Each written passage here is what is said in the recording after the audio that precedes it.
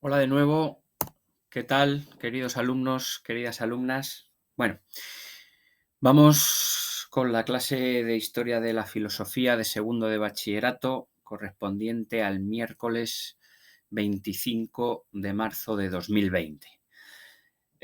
Seguimos con Kant, vamos a ver un poco la última parte del pensamiento de Kant, no lo vamos a ver hoy entero, no vamos a terminar hoy con Kant, pero sí vamos a terminar con Kant ya esta semana y, bueno, para el fin de semana haremos algún comentario de texto, alguna pregunta, ¿de acuerdo? Para ver un poco que los conceptos han quedado más o menos claros, ¿vale? Vamos con la ética. En la última clase estuvimos viendo la dialéctica trascendental y lo último que vimos fue una pequeña introducción, una vista aérea de lo que sería la ética de Kant. Entonces, empezamos la ética de Kant, vamos a ir leyendo y vamos a ir explicando poco a poco algunos de los conceptos fundamentales de esta parte del pensamiento de Kant. Leo. La teoría ética de Kant se deriva, esto lo vimos ya el otro día, así que voy un poco más rápido. La teoría ética de Kant se deriva de su teoría del conocimiento, en el sentido en el que Kant sostiene que también el fundamento moral también es a priori. Es decir, tenemos aquí también para juzgar cualquier acto moralmente una máquina, una estructura. Todos tenemos la misma máquina, la misma estructura y nos permite juzgar las acciones morales de la misma manera. Es decir, la ética de Kant es una ética con pretensiones de universalidad, que todos tratar de explicarnos cuál es esta estructura que tenemos todos y que nos haría juzgar todas las acciones susceptibles de juicio moral de la misma manera. ¿Vale? Entonces, el fundamento de la moral debe ser a priori, la estructura, para ser universal y necesario. Que todos juzguemos las mismas acciones exactamente de la misma manera, ya que todos tenemos la misma estructura con la que filtramos la forma en la cual elaboramos cualquier juicio moral. ¿De acuerdo? Es decir, sucede en nuestro juicio moral lo mismo que en la teoría del conocimiento. Si en la teoría del conocimiento, cuando tratamos de conocer la realidad, tenemos una estructura a priori, aquí, la estructura a priori es a través de los sentidos y el entendimiento, que cambia la realidad para entenderla. Todos tenemos la misma estructura, todos conocemos de la misma manera, por lo tanto, tiene ese carácter de universal y de necesario que haría posible, en la teoría del conocimiento, haría posible la ciencia. Lo mismo sucedería cuando elaboramos un juicio moral, que tenemos también tenemos una estructura a priori, tenemos una máquina, todos la misma, que juzga los actos morales. Como todos tenemos la misma estructura moral, todos juzgamos los mismos hechos que son susceptibles de juicio moral exactamente de la misma manera. Da igual la acción moral que sea, que todos, al tener la misma estructura, la juzgaríamos desde un punto de vista moral exactamente de la misma manera. Bien, antes de empezar un poco con todo esto, cuando veamos lo de la máxima, la ley universal y lo que se conoce en la ética de Kant como el imperativo categórico, tenemos que explicar que Kant se hizo esta especie de separación, de distinción la hizo Kant entre dos tipos de éticas, ¿no? La que venía haciéndose hasta ahora, que es las que hemos estudiado desde Platón, Aristóteles, durante toda la Edad Media, las que venían haciéndose hasta ahora, que es lo que Kant llama éticas heterónomas o éticas materiales, ¿no? La palabra heterónomo es una palabra que viene del griego de heteros, que significa otro, diferente de mí o de algo fuera de mí. Y la palabra nomos es una palabra también que viene del griego que significa ley. Entonces, una ética heterónoma para Kant sería la ética aristotélica, la ética de Aristóteles, en la que nos dice que la ley o lo que está bien o lo que está mal nos viene dado desde fuera, nos lo dicen desde fuera. En este caso, por ejemplo, en Aristóteles, a juicio de Kant, sería la felicidad. ¿Vale? Recordad la ética de Aristóteles. Todos los seres humanos perseguimos como fin último la felicidad. Una ética heterónoma sería una ética que juzgaría las acciones morales en base a eso externo, a algo de fuera, no a la propia acción, que sería en este caso, por ejemplo, en Aristóteles, la felicidad. Creo que lo vamos a entender mejor, a lo mejor, con otro ejemplo. Por ejemplo, la ética cristiana.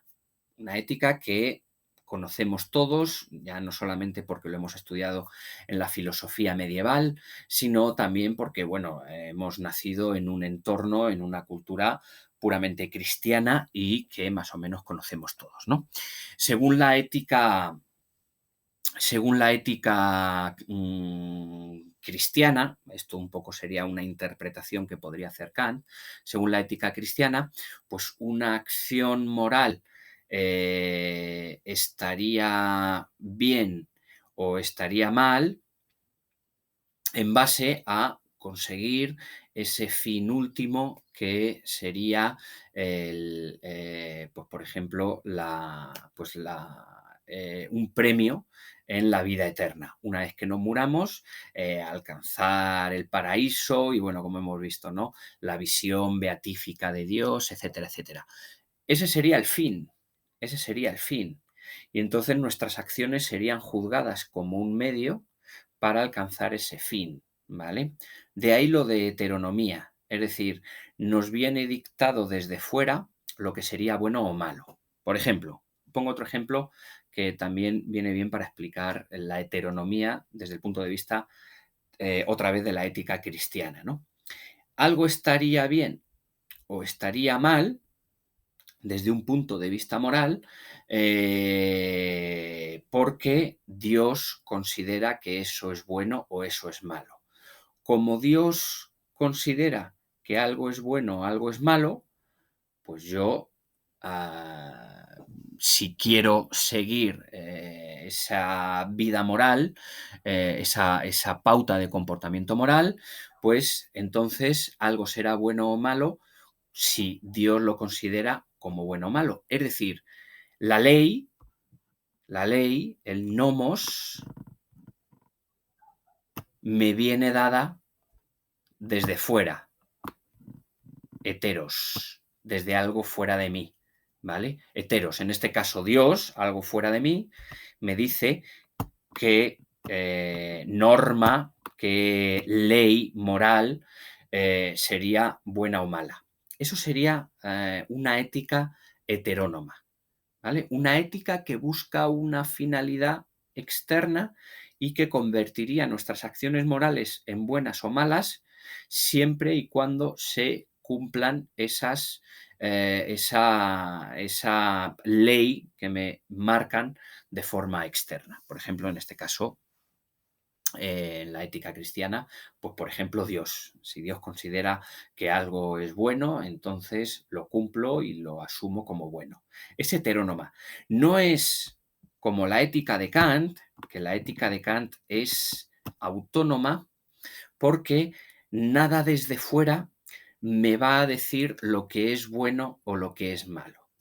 Aquí tenemos otra vez el término nomos, que significa, bueno, el término nomos, que significa ley, y auto es uno mismo. Yo a mí mismo me doy la ley, yo a mí mismo me digo lo que es bueno o lo que es malo. ¿Qué es lo que es bueno o lo que es malo? Pues viene marcado por mí, por esa estructura moral que todos tenemos, que es lo que Kant llama lo a priori, ¿vale? Pero viene dado por mí, Y entonces eso es lo que convertiría la ética de Kant en una ética autónoma. No se basa o no depende de nada externo para poder juzgar esa acción moral como buena o mala, sino que es algo interno a cada uno de nosotros, en este caso sería esa estructura que todos tenemos, que sería, convertiría en autónoma a la ética de Kant. Kant defiende entonces lo que se conoce como la autonomía moral. Esto en Kant se conoce como autonomía moral. Y también es una ética deontológica porque la ética de Kant lo vamos a ver detalladamente más adelante, ¿no?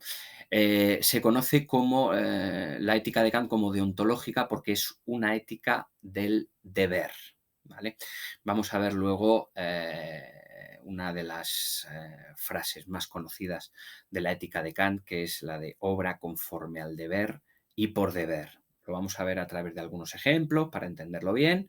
Pero bueno, de momento os dejo eso, que la ética de Kant es una ética autónoma, porque lo que es bueno o malo en una acción moral lo juzgo yo, sale de mí, no de nada externo, y es una ética deontológica porque se basa en un concepto que es el concepto del deber, que eso ya lo explicaremos más adelante en la siguiente clase.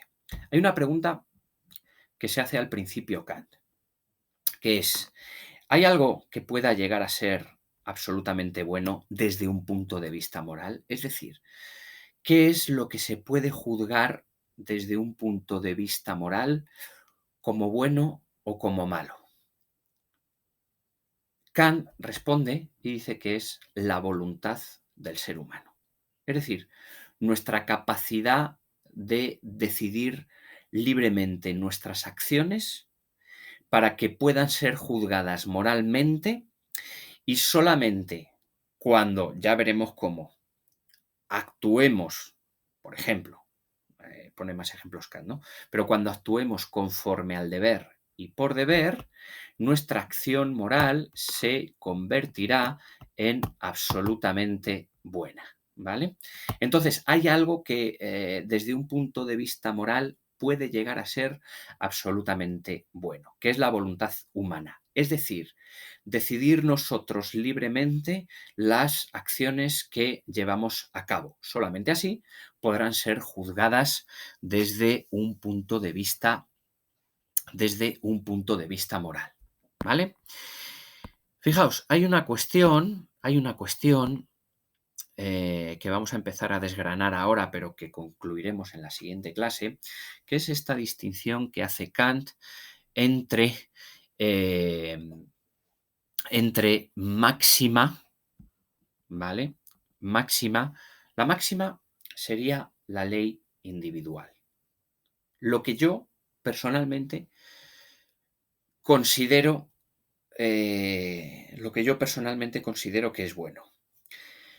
Y lo distingue de ley universal, que sería lo que sería algo así como objetivamente bueno, ¿vale? Máxima, lo que yo pienso a título individual, subjetivo, que es bueno, y ley universal, lo que sería objetivamente, universalmente bueno. A la máxima, entonces, lo denomina el principio subjetivo, es decir, yo mismo, de acción, y la ley universal sería el principio objetivo, universal, lo que sería objetivamente bueno. Vamos a ver más adelante que deberán coincidir.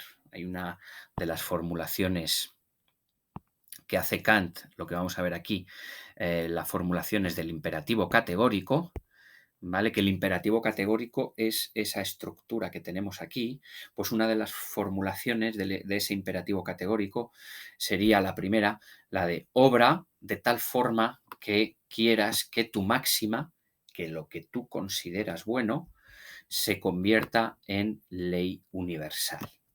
Esta sería la primera formulación del imperativo categórico.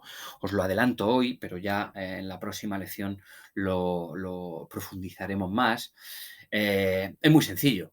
Esto es algo que, bueno, yo el ejemplo que pongo siempre es el de nuestros padres, nuestras madres, ¿no? Cuando a lo mejor nos echan la bronca por algo que hemos hecho mal desde un punto de vista moral, ¿no? Pues, por ejemplo, imagínate que quemas una alfombra de tu casa, la alfombra del salón, la has quemado y de repente pues te pillan tus padres y te echan la bronca.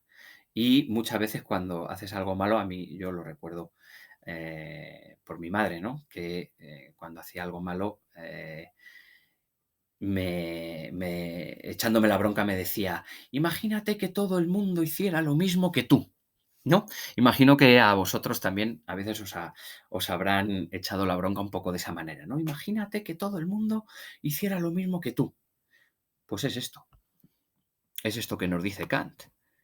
En vez de decirnos Kant, imagínate que todo el mundo hiciera lo mismo que tú, nos lo formula de la siguiente manera. Obra de tal manera que quieras que tu máxima, que lo que tú has hecho individualmente, quemar una alfombra, se convierta en ley universal. Es decir, que todo el mundo quemase alfombras. Yo puedo querer que algo que yo he hecho, como es quemar una alfombra, yo puedo querer que eso, principio subjetivo de acción, puedo querer que se convierta en ley universal y que sea y que todo el mundo quiera quemar alfombras en la casa de sus padres. No hay una coincidencia, no puedo quererlo. Por lo tanto, esa acción moral, la estructura, lo a priori que tengo aquí, ¿verdad? El imperativo categórico, ¿verdad? Me dice que entonces esa acción moral no es buena. Si no puedo querer que mi máxima se quiera, es decir, repito, perdón, si no puedo querer que mi máxima se convierta en ley universal, entonces esa acción moral no es buena. Mi voluntad no es buena. Vamos a verlo. Bueno, esto es una pequeña introducción a lo que sería esto del imperativo categórico que veremos en las próximas clases. Bueno, espero que haya quedado esto más o menos claro, esta cuestión.